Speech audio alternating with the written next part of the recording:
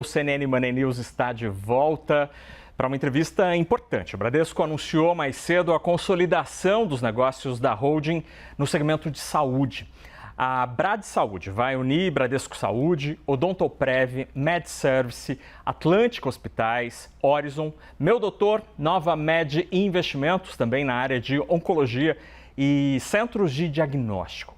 Essa consolidação tem como objetivo simplificar a estrutura administrativa do grupo, aumentar a eficiência, além de criar um ecossistema de saúde integrado. A Brad Saúde nasce com uma receita de 52 bilhões de reais e um lucro de 3 bilhões e 600 milhões de reais, com um retorno, um ROI, de 24%. Os números são bons e para detalhar tudo isso, a ideia e os próximos passos, a gente tem o prazer, a honra de receber aqui nos estúdios da CNN em São Paulo, Marcelo Noronha, que é o CEO do Bradesco, e também Luiz Carlos Trabuco, o presidente do Conselho de Administração. Eu agradeço muito a presença dos senhores aqui. É verdade que foi atravessar a rua aqui, porque o Bradesco Saúde é nosso vizinho aqui de Avenida Paulista. Eu queria começar a nossa conversa entendendo o racional da consolidação desses negócios e o que isso representa para o acionista. Vai destravar valor de mercado, valor da ação, Trabuco? Boa tarde. Boa tarde. Primeiro, obrigado à CNN, a todos os assinantes e telespectadores aí. Não, seguramente, vamos dizer, vai destravar valor. E por um processo assim muito simples, né? O Bradesco é controlador de uma moeda com duas faces. O lado financeiro, com seus segmentos financeiros, com sua gestão de ativos, e do outro lado da moeda, a Bradseg, em que o Bradesco, banco, é acionista de 100%.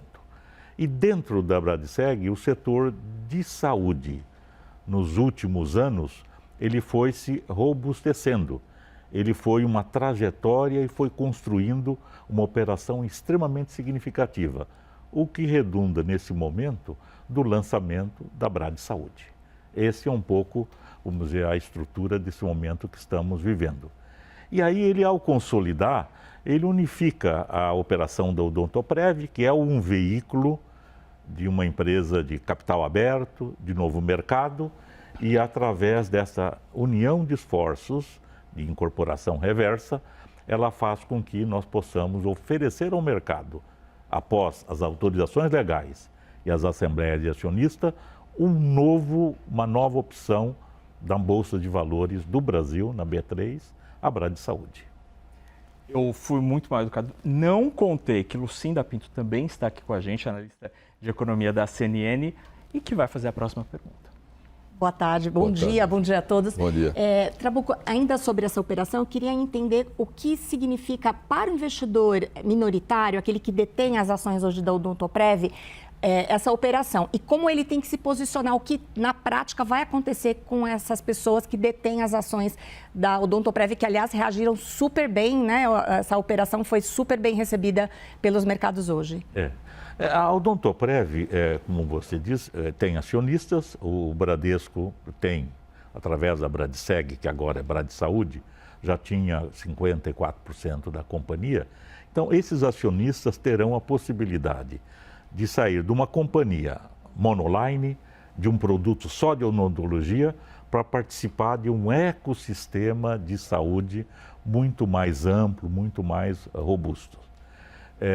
A Odontoprev constituiu um comitê independente, ela teve assessoria dentro da Odontoprev dos 3 bancos de investimentos, né, que foi o BBI assessorando o Bradesco, o JP Morgan assessorando a Bradesco Saúde e o Citibank assessorando a Odontoprev. Chegou a avaliação dos ativos e isso tem uma proporcionalidade com todos os direitos para esses acionistas.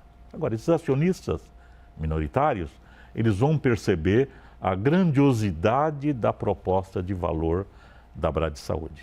Noronha, para o acionista Bradesco, esta operação não tira uma linha de geração de lucro importante ou não?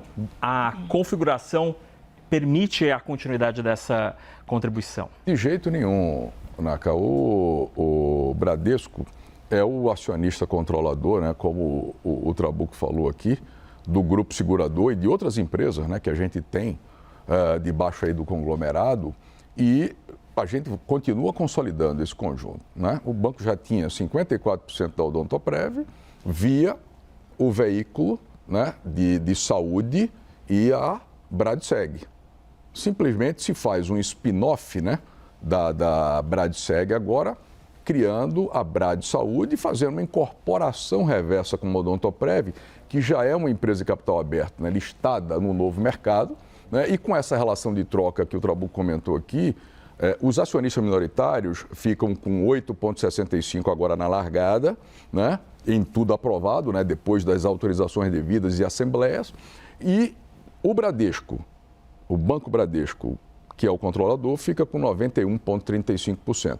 Como a gente está no novo mercado, para frente, depois de um período de waiver, né, que agora se formaliza, aí sim a gente tem de chegar até 25% dentro de um determinado período, né, porque a gente está lá no novo mercado. Então, para o acionista do Bradesco, né, a operação é sensacional e para o acionista minoritário da Odontoprev também é, né? Eu vou só reforçar aqui o que o Trabuco falou, que é, para o minoritário, ele deixa de estar numa linha, né, que é monoline, tá certo? Endereçando um mercado muito menor, né? Sim. Tá certo? É mercado dentário e passa a acessar um mercado superior a 400 bilhões de reais, né, com todo esse portfólio que tem a Brad Saúde a partir de então, tá certo? Então, é um benefício sensacional. E na coletiva, que o pessoal comentou, inclusive lá o Elsen e também o Marinelli, o seguinte, quando a gente faz uma proporção de lucro líquido do conjunto, né, comparado com a Odontoprev, os minoritários teriam um crescimento do lucro líquido relativo da ordem de 21%. Isso não deixa de ser um prêmio, né? Tá certo? Para o acionista minoritário da Odontoprev. Então, eu acho que é tudo de bom para todos os lados, destrava o valor do Bradesco, mostra que a gente tem muita riqueza. Eu dei entrevista para vocês, falei disso, né? A gente tem muita riqueza a destravar. E está aqui um exemplo, o sponsor desse negócio foi o Trabuco, ele e o Samuel vem construindo isso há muito tempo, né? Pensando nessa possibilidade, porque, de fato, se criou um sistema complexo e completo de saúde no Brasil e bem difícil de ser replicado, né, pelo seu posicionamento. A ideia é que haja consolidação de algumas áreas de gestão das empresas de saúde, quer dizer, esse valor ele vai ser destravado por meio de consolidação mesmo de algumas áreas de back-office. O que vocês estão planejando? Pois não, presidente. Não, siga, Trabuco. Não, eu acho que a Brad Saúde, ela nasce consolidando estruturas, mas abaixo dela, ela tem algumas coisas a oferecer ao mercado, aos acionistas e ao controlador. Ela tem ativos de primeira linha. Ela tem como ativo mais importante o Bradesco Saúde, que é um plano de saúde, uma seguradora de saúde, que foi fundada em 1983, e ela foi crescendo, oferecendo qualidade, respeitabilidade para o mercado. Mas, ao mesmo tempo, ela tem planos administrados, que é a MedService, que foi uma empresa comprada há uns 10, 15 anos atrás. E aí ela tem ativos como ser o maior acionista do Fleury, ela ter Atlântica Hospitais, ela ter 50% da Atlântica D'Or e, ao mesmo tempo, ter uma rede hospitalar em construção.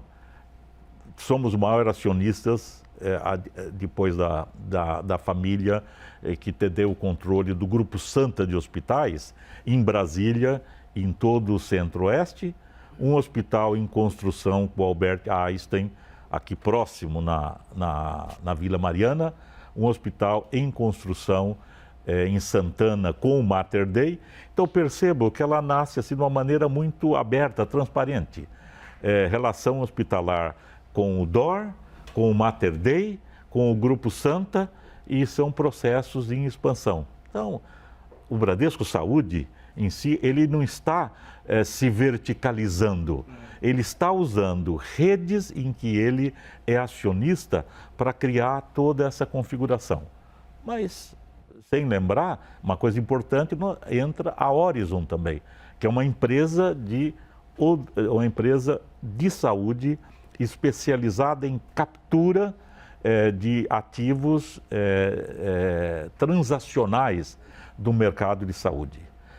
E tem outras várias empresas que fazem parte desse ecossistema. Então, ela tem ativos, né? Então, tem patrimônio, reservas técnicas, zero de endividamento e ativos que, como diz o mercado, o Marcelo colocou, o mercado tenderá, ao entender a operação, perceber que a Bradsaúde ela tem muito a oferecer no setor de saúde brasileira. Sobre então, eu complemento, se você me permitir, favor, né, eu complemento aqui, Lucinda, em relação à tua pergunta, o que é que o Trabuco acabou de falar. Upside potencial, né? Hospitais em construção, crescimento, e ela é altamente competitiva. Então, esse é um destravamento de valor, né? O segundo é a visibilidade que passa a ter o mercado na hora que você tem uma empresa de capital aberto, né? Entendendo o seu conjunto, né? Porque ele estava debaixo da Bradseg, que debaixo do Banco Bradesco. Então, a visibilidade é limitada, né? Então, ela passa a ter.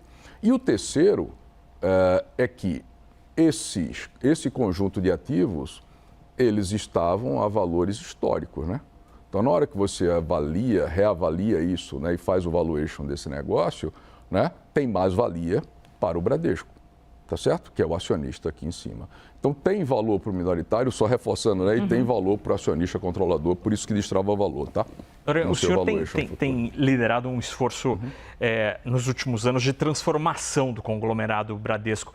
Esta operação, ela faz parte deste plano e sobre a operação em si, por que foi escolhida esta modelagem, esse IPO reverso, que aparentemente é o maior IPO reverso já realizado no mercado de capitais brasileiro? Eu deixo daqui a pouco o Trabuco responder sobre por que foi escolhido o IPO reverso e te respondo o seguinte: no nosso plano de transformação, isso não apareceu em nenhuma daquelas iniciativas, tá certo? Mas a gente sempre falou que o banco que controla várias empresas, né, ali embaixo, a Bradseg, né, como o Trabuco comentou, né, que tenha, e agora ainda tem, né, a gestão de saúde que passa a ser Bradsaúde a partir das aprovações, ele tem muita riqueza, né? Tem riqueza no grupo de segurador, o maior grupo segurador da América Latina, lembra que está no nosso diagnóstico, né? Em payments e outros negócios que a gente tem aqui dentro, certo? Isso é uma coisa. Agora, novamente, quem foi o sponsor? O nosso presidente do conselho, com outro conselheiro, o Samuel, que deixou o conselho agora há pouco tempo, porque chegou na idade limite, né?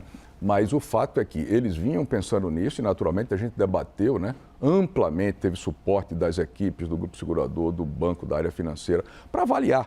E avaliar e escolher o momento certo para fazer esse deal, né? Mas, novamente, né? Riquezas que a organização tem e riquezas que a organização pode explorar no futuro também.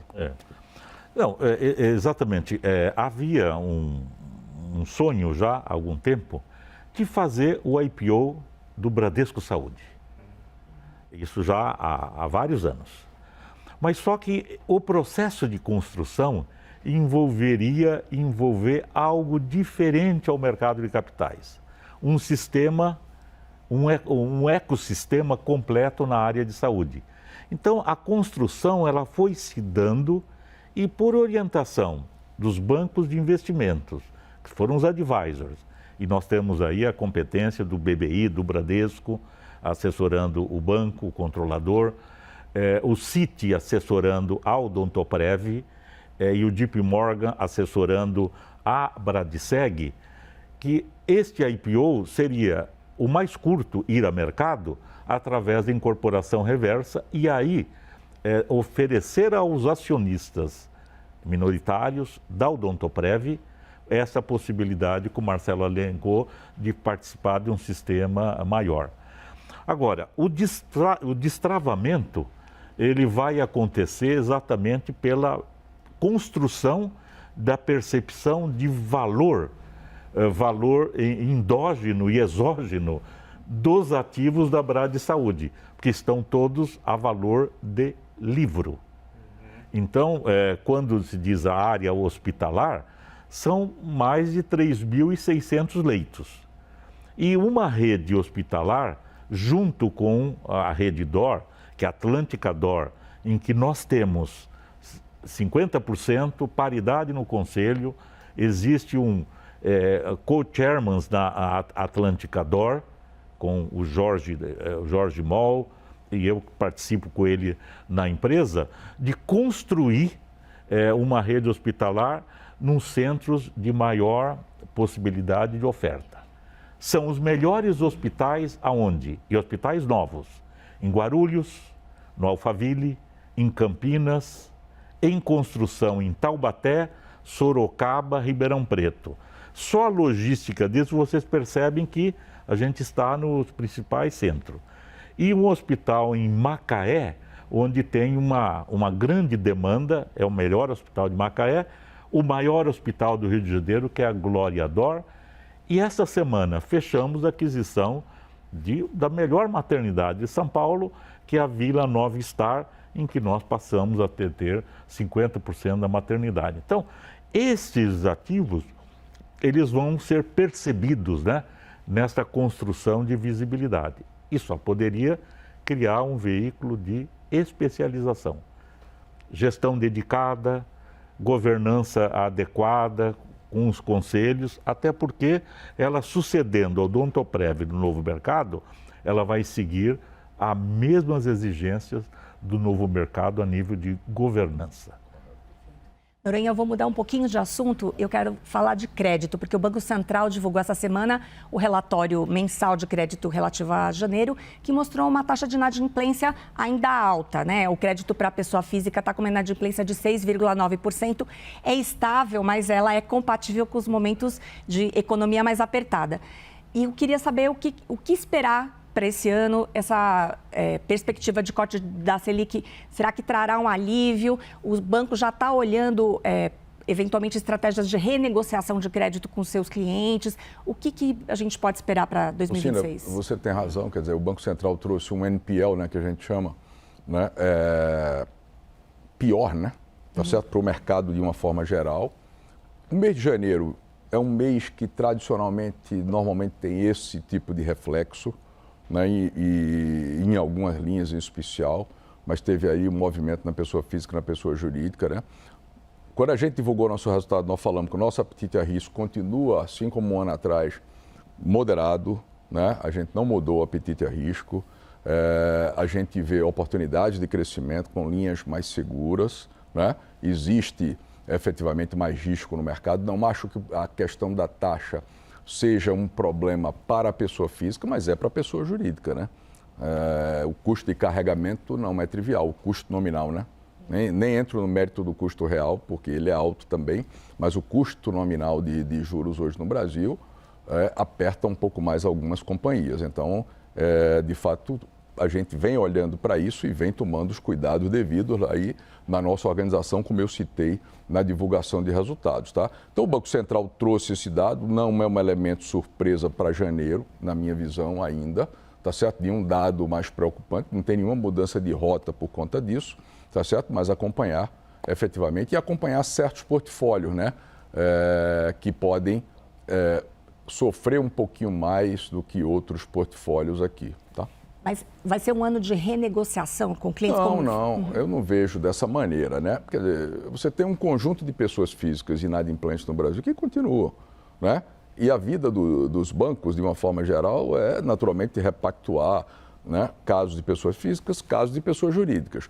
Se a taxa de juros permanece efetivamente num patamar elevado, você estressa mais, né, as empresas, tá? Que estão carregando dívida, que tem um grau de alavancagem mais alto, tá? Então, isso é ruim nesse lado, porque essa curva de juro com 1% a mais, 1% a menos para a pessoa física, não é isso que mexe os ponteiros na minha visão, entendeu, Lucina? Então, não é uma mudança. Agora, então, vai mudar o ano para fazer renegociação, não. Agora, a expectativa também de crescimento de carteira de crédito para esse ano é um pouco menor, também acompanhando o PIB. Vocês lembram lá que a gente estava falando em crescimento de mercado ao redor de 7%, talvez 8%, ali naquele intervalo. A gente divulgou um guidance, né, com perspectiva até de crescer um pouco mais do que isso. Tá? Agora, o mês de janeiro de PSI, ele não pode servir de norte para o ano inteiro. Agora, é um sinal. Tá? Noronha, em 26, obviamente, temos as eleições, isso acaba sendo um ponto definidor na economia. Eu queria te ouvir sobre como as eleições afetam o cenário para depois dessa decisão, quais são as possibilidades com as quais o senhor tem trabalhado neste momento e se a discussão fiscal, que é absolutamente necessária, ela fará ou não parte da campanha eleitoral. E aí, quase que do ponto de vista filosófico, eu queria ouvir o Trabuco sobre o senhor que é um pouquinho mais experiente que o Noronha. As eleições deste Muito ano... mais, né? Como é que o senhor encara... O senhor tem tanta experiência no setor financeiro, no setor privado. É mais uma eleição. Muita gente começa o ano eleitoral com muito medo.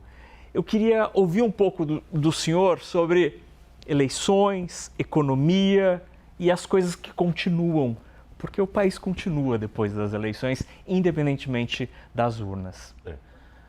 Naca, você fez uma pergunta, mas você já embutiu a resposta a ela, né? Os ciclos... Falei demais. Os ciclos econômicos e os ciclos políticos, eles não foram revogados. Eles acontecerão.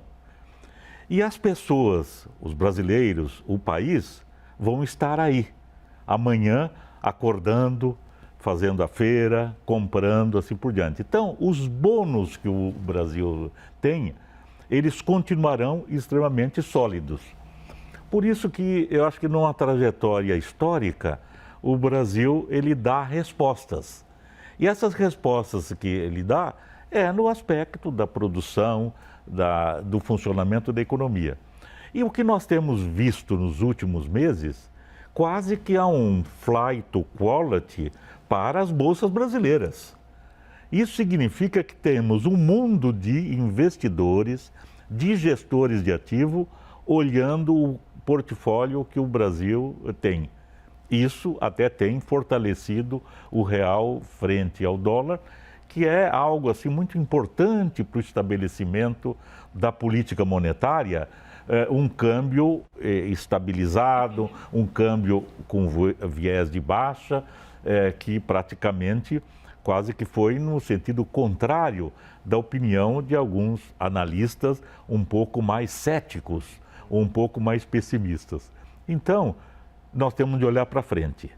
Você disse, pode provocar um pouco de medo ou temor, mas esses sentimentos de medo ou temor sempre são acompanhados com a sua contrapartida, que é a esperança, que é a mudança e assim por diante. Isso, vamos para frente. É o olhar da experiência, né, Cacau? Tá vendo aí, né? Não, e eu concordo plenamente com isso também. A vida continua aqui, tá? Não se para por conta de eleição.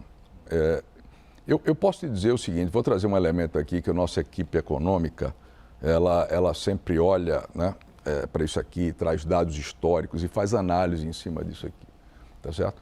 Todo mundo acha intuitivamente que você tem uma grande volatilidade em período eleitoral, né? Mas você, de fato, pode ter, por temas específicos, casos específicos em poucos dias. Agora, a nossa equipe olhou o histórico e viu que não é assim no período eleitoral inteiro, tá? Obviamente, né, você tem antecipação, né, das companhias que vão fazer algum tipo de emissão, por exemplo, no mercado de DCM ou IDCM. Então, as empresas se movimentam, né, e antecipam, né, tudo aquilo que querem fazer. Mas, independentemente disso, você tem um determinado equilíbrio, tá? Então, a gente está vendo que tem, mas em períodos muito curtos, mas durante o período inteiro, você tem uma regularidade. O Brasil é volátil, né? A gente tem que acompanhar a vol o tempo todo, né? Tá certo? Até porque, né, temos expectativa de melhorar o mercado de capitais no Brasil, né? Com essa vol, né, com essa taxa de juros, você não tem. O indicativo de que a taxa de juros vai cair pode ser já é o primeiro bom sinal, né, para o mercado de capitais. E aí, dependendo da vol, né, a gente tem o segundo sinal. Para melhorar mais ainda, né? Você veja que o apetite melhorou bem, né? Como o Trabuco citou aqui, né? De entrada de recursos aqui na nossa bolsa, né? E inclusive IPOs já fora do Brasil de empresas brasileiras, esse negócio que a gente está fazendo aqui agora, repercussão e tudo mais. Agora, em relação à tua segunda pergunta, você me fez a segunda pergunta sobre... Se o tema fiscal fará parte Veja da discussão só, eleitoral. Ele é muito importante, é crucial para o mercado, mas ele não é o primeiro tema que os candidatos exploram, né, Nakagawa? Você e a Lucinda têm muita experiência, sabem disso, né? Talvez, para citar um dos assuntos que estão no topo da preocupação da população brasileira, esteja a segurança, né? Esse é um tema que certamente deve ser explorado nas eleições, a gente estima, né? Agora, política fiscal é um negócio discutido num âmbito, eu diria, mais restrito, aqui com vocês, né? Ele é super importante para o mercado brasileiro e para a população também, mas de uma forma geral não se discute isso. Então eu falo sempre o seguinte, a política fiscal é crucial para a gente para frente, né? Por quê? A gente precisa ter um equilíbrio estrutural. Não é desse governo, não é do governo passado, mas a gente tem um aspecto estrutural que a gente traz historicamente, que é essa questão da dívida pública, né? Se a gente conseguir equilibrar a dívida pública, não é nem cair, mas equilibrar a dívida pública, a gente pode ter um Brasil crescendo muito mais, o que politicamente para qualquer candidato é muito bom, né? Mas precisamos disso, porque isso vai garantir crescimento sustentável, aumento de investimentos, aumento de emprego, né? E aumento da renda no nosso país, tá? A última pergunta, Lucinda Pinto fará. Eu queria a pergunta destinada a vocês dois. A gente está vivendo aí esse cenário internacional super instável que, por consequência, tem permitido que esse fluxo se destine a países mais arriscados, como é o caso do Brasil, risco de inflação, a gente está vendo essa instabilidade também de ações de tecnologia, né? Essa discussão sobre bolha de IA, a gente tem esse juro alto aqui no Brasil, a eleição pela frente, os problemas fiscais. O que tira o sono de vocês como gestores do Bradesco? Eu começo aqui, Trabuco, e você arremata e encerra aqui, mas, Lucinda, eu diria para você que a nossa gestão estratégica, a entrega das iniciativas, ela é topo da nossa prioridade, né? A gestão do dia a dia, né? Tá certo? Se lidar com risco de crédito no Brasil, tá certo? Então, tudo isso é topo da nossa agenda. Questões macroeconômicas são absolutamente importantes, né? A gente torce, a gente aconselha, né? Junto com a equipe técnica, mas tem coisa que está fora do seu controle. O que está fora do seu controle, você tem de conhecer as variáveis para tomar a melhor decisão de gestão no dia a dia. Tá certo? É isso que está no topo da nossa agenda aqui no banco também. Muito obrigado aí para vocês pela oportunidade de conversar com vocês. Sempre um prazer, tá? Mas acho que pode tirar o sono? Não. A gente pode ter as preocupações, porque a conjuntura é volátil e assim por diante. Agora, o que a gente tem que ter convicção é que a humanidade ela não saiu do centro do palco.